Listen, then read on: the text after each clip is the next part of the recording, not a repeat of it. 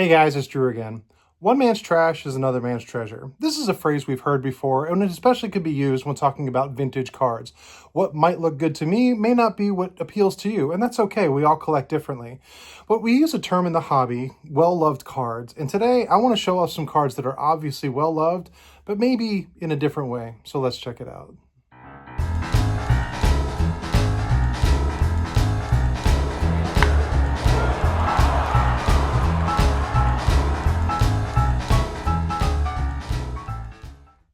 The term well-loved cards is usually kind of a kinder way to look at a card that's been damaged, wrinkled up, worn down, edges, written on, or any number of ways that take away from the original condition of the card from when it was pulled out of the pack. And I don't think it's a bad phrase to use because it was loved in some way. But there was a discussion going on a little bit in a text thread last week, and they were talking about who bought packs of cards and then took out the players that they loved or the superstars and then kind of destroyed the guys they didn't like. Those were the guys they put in the bike spokes. Those are the guys that they, would flip with because they didn't care as much. But I want to go beyond that. I mean, there are cards that are obviously well loved because a card was created to be enjoyed, to be looked at. It's a visual representation of a team, of a player, of a time, an era, a year, or whatever it is. And there are cards that you can tell with little detective work, little signs of why this card was well loved. And I'm not just talking about well loved as in worn down. I'm talking about admired. I'm talking about put up and enjoyed and looked at over and over many years by whoever had it. Maybe it was the person who originally pulled it out of the pack. Maybe it was someone who won it in one of those card flipping games, or maybe it's someone who bought it at a show years later, but still loves their cards so much that they admire them constantly. And to me, that what we do is we look at them, we enjoy them, and it's how we do that. So I want to show a few different examples. Now, none of these are going to be, mind-blowing, and I'm not really making any new revelations in the card collecting hobby. It's just kind of a different way to look at what we would consider a well-loved card. The first one is they would take it and they'd stick it in a scrapbook of some kind. And there's kind of two different ways or two different examples I have of how they did it. The first one is they would take a card and they would just sort of slather it in there and just really make sure it was stuck. So I want to show this card. This is a common, but still there's a great story behind this card, which is why I have it. But this is a 1953 Dick Brodowski. And I absolutely love the card. It's a great image, and the 53 set is just classic. But this card was well loved, and I'll tell you why. Is it the corners? Not really. Is it that it was creased up? No, it's not. It's because it was put into a scrapbook to the point to where it was taken out. They didn't even bother taking the scrapbook off of it. This has got a huge piece of paper still glued to it, like cemented onto it. To me, the fact that someone put that much adhesion to it and then made sure it didn't rip the card and rather rip the page, even though you still couldn't see the back, that, to me, constitutes well-loved. They wanted to make sure that this card still stayed together, even if they couldn't read a huge chunk of the back. The other way they would do it is they would very carefully glue it into a book, maybe use a lighter glue or something. And this is probably my favorite card in my collection, absolutely. But this is the 1949 Leaf Stam Usual, and it's just a great color and a great card. And the only reason I could afford it is because it was glued to a scrapbook, but it was done a little bit more carefully. You can see where there's some paper loss where it was taken off, but it's not detracting from the card to me. That actually adds to the story to me. There was some kid out there that wanted to keep this card to where they could look at it when they were flipping through, kind of like, remember, they didn't have the plastic pages or the binders that we do where we can look at front and back. They had to do something, so they would glue it in scrapbook. And this is a beautiful example of a well-loved card.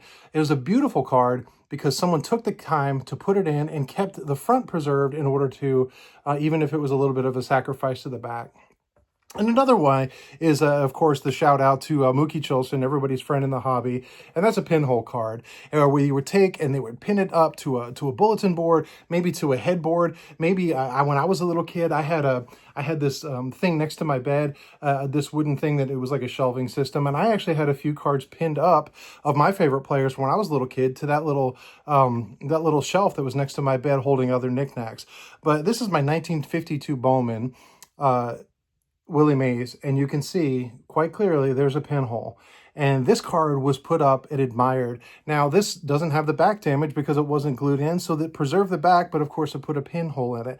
But you can find some beautiful cards. This card was loved because some kid wanted to look at it and look at it for quite a long time. You can see there's other wear issues on it, but for the most part, it's just stayed intact. It's a beautiful example of a card of what I would consider well-loved because someone took the time to pin it up to something to where they could look at it all the time. They didn't stick it in a box. They didn't put it in a shoebox. They didn't trade it away to their friends.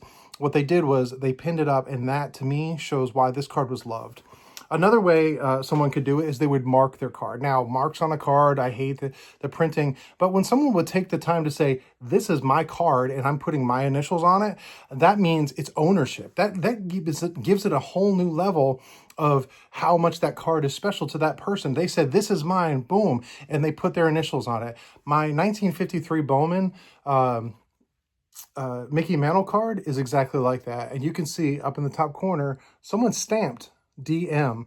This was DM's card. This card was owned by someone with the initials DM, and they wanted other people, maybe it was a sibling, maybe it was friends, maybe it was neighbors, maybe it was somebody, who knows, but they wanted everyone to know that card belonged to me, not just because they put a mark on it. It was a stamped mark. It was an intentional act. This was not a stray pen line, a stray pencil line. This was an actual ink, hit it on an ink stamper, put it on the card. And I think this absolutely shows that this card was absolutely loved by whoever DM is.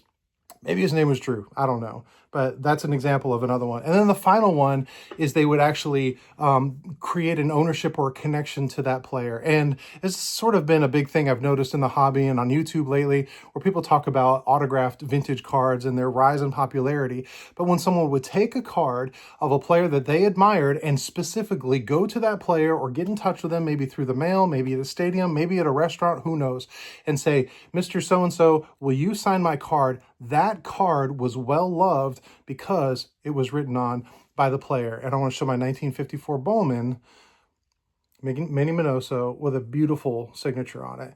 This card was well loved, not because it was just Minoso, but because Minoso touched this card and signed it. And whoever had that done said, you know what, I love this card even more. This is now my card because I own it because Mr. Minoso touched it. And that's just a great story to me.